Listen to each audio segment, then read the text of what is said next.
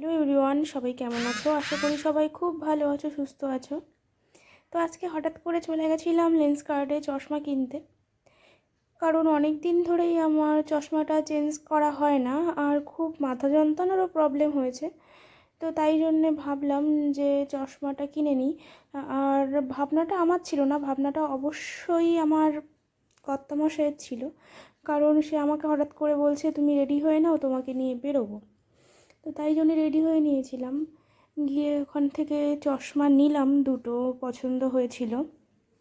তারপরে সবার জন্যে এগরোল নিয়ে নেওয়ার জন্য দাঁড়িয়েছিলাম, কিন্তু দেখো এই চাঁদটাকে এত দারুণ লাগছে, মনে হচ্ছে যেন লাইট জ্বলছে। তো এগরোল টেগরোল নিয়ে বাড়ি এসি। এদিকে মেয়ের তো আমার খুব মন খারাপ, কারণ মেয়েকে নিয়ে আমি যেতে পারিনি, মেয়েকে নিয়ে যাইনি, কারণ রাস্তার অবস্থা এতটা খারাপ, বাচ্চা কাচ্চা নিয়ে রাস্তায় বেরোনোটা যেন খুব রিস্কের। তাই জন্যে মেয়েকে নিয়ে যাইনি। এদিকে মেয়ের তো খুব রাগ, কোনো রকমের রাগ ভাঙিয়ে সবার এগরোল খাওয়া হয়ে গেছিলো, শুধু আমার আর মেয়েরটা বাকি ছিল। তো আমি আবার বাইরে থেকে এসে ফ্রেশ না হয়ে ঘরে ঢুকি না, তাই জন্যেই আমার খেতে দেরি হচ্ছিল, আর মেয়ে তো রাগ করেছিল বলেই মেয়ের খাওয়াটা হয়নি। তো তাই জন্যে মেয়ে আর আমি দুজনে মিলে খাবো, একটা প্লেটে নিলাম। মেয়ে তো কোনো কথাই শুনছে না, আর এদিকে আমি মেয়ের রাগ ভাঙানোর চেষ্টা করছি। বাড়ি আস্তে আস্তে প্রায় 8:30 বেজে গেছিলো। এবার এটা খেয়ে মেয়েকে পড়াবো, তারপরে গিয়ে রান্না। তো আজকে যেহেতু আমাকে সারপ্রাইজ দিল, আমি তো সত্যিই জানতাম না যে আজকেই আমার চশমাটা কেনা হবে। আর সত্যি কথা বলতে আমি লেন্সকার্টের চশমা আগে কখনো পরিনি, এই ফার্স্ট টাইমই ইউজ করব। তো সেটাও একটা বিশাল বড় এক্সাইটমেন্ট আমার কাছে। তো ভেবেছিলাম কিছু সারপ্রাইজওয়ালা ডিশ রান্না করব, কিন্তু মেয়েকে পরিয়ে অনেক রাত হয়ে গেল, আর সারপ্রাইজ ডিশ আর বরকে খাওয়ানো হলো না। তো প্লেন ডাল, বেগুন ভাজা, আলু ভাতে আর একটা ডিম ভাজা, একটা করে ডিম ভাজা করার ইচ্ছা আছে। তারপরে তো মেয়েকে আমি অনেক কষ্ট করে মেয়ের মুডটাকে ভালো করার চেষ্টা করলাম, কত রকম গল্প করে।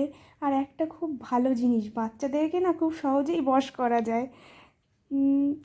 মানু যখন বড় হয়ে দেখবে যে মানুর মা তার সাথে কত ছলচাতুরি করে মানুকে মন ভালো করতো, তখন মানুরও হাসি পাবে, যে মানু ভাববে যে আমি এত বোকা ছিলাম।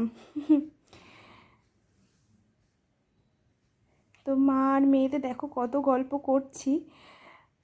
তো ভিডিওটা অনেকদিন আগেই শ্যুট করা, আর তোমাদেরকে এক কথা বলে বলে আমি আর তোমরা শুনতে শুনতেই টায়ার্ড হয়ে যাচ্ছ, যে ভিডিও অনেক আগে শ্যুট করা, এডিট করতে পারিনি তাই ছাড়িনি।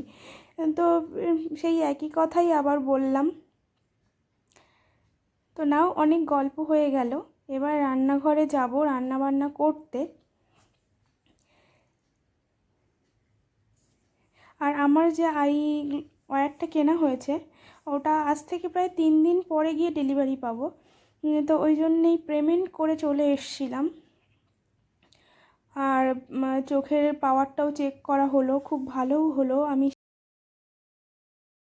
তো মানুকে বললাম, নাও শোনা, এবার চলো রান্নাঘরে যাই। তাই মানুকে নিচে নামিয়ে দিয়েছিলাম, দেওয়ার পরে ও চটি পরে নিচ্ছিল। তো চটি পরে মেয়ে আমার তো সেই বিখ্যাত ডান্স। আর দেখো টুপিগুলো মেঝেতে ফেলে কি অবস্থা, তা বললাম তুলে রাখো, খাটের উপরে ছুঁড়ে ফেলে দিল। দিয়ে তো নাচানাচি করলো কিছুক্ষণ, আর আমি এদিকে আলু কাটতে বসে গেছিলাম, সবজি কাটছিলাম। সেটাও আবার মানু ক্যামেরা করেছে। এখন কিন্তু মানু আমার ক্যামেরা করার জন্যে খুব ভালো একটা ক্যামেরাম্যান পেয়েছি আমি। আর বেগুন কেটে নিলাম, ফুলকপি, আলু, রান্নাঘরে এসেই ভাবলাম যে ফুলকপিটা আর ঠান্ডা চলে গেলে ভালো লাগবে না, তাই জন্যে ছোটো ছোটো করে কেটে একটু গরম জলে ভাপিয়ে নিয়েছিলাম, তাহলে ফুলকপির যে গন্ধটা সেটাও কেটে যাবে। আর এদিকে বেগুন ভাজা টাজা করে নিয়েছিলাম, আর ওইদিকে তো ভাত বসিয়ে দিয়েছিলাম। তো এগুলো খুব শর্টকাট রান্না আমার যেটা মনে হয়। এদিকে মানু আবার আমার কোলে উঠেছে, মানু বলছে মা আমাকে একটু কোলে নাও। মানু রান্নাঘরে আসলেই আমার কোলে উঠতে ওর ইচ্ছে করে। তো ছোট মানুষ বলছে যখন কোলেই নি। আর এদিকে ভাপিয়ে জলটা ফেলে দিয়েছিলাম ফুলকপি আর আলুটা।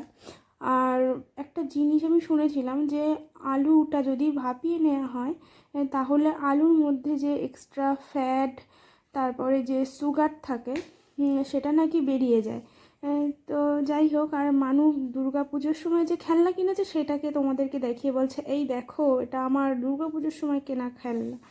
এদিকে পেঁয়াজ, কাঁচা লঙ্কা আর 2-4 কোয়া রসুন ভালো করে কুচিয়ে নিয়ে তেলের মধ্যে দিয়ে ফুলকপিটা ভেজে নিয়েছিলাম, আলু আর ফুলকপি। তো অনেক রাত হয়ে গেছে, আর ভিডিও খুব বড় করব না, রান্না বান্না চলুক। আর এটাই খাওয়া দাওয়া হবে, যেগুলো রান্না হচ্ছে সেটাই রাত্রির ডিনার। তো যাই হোক, আজকের মতো ভিডিওটা এই পর্যন্ত। সবাই এতক্ষণ আমার সঙ্গে থাকার জন্যে সবাইকে অসংখ্য ধন্যবাদ। সবাই খুব ভালো থেকো, সুস্থ থেকো। দেখা হবে নতুন একটা ব্লগে। এখনকার মতো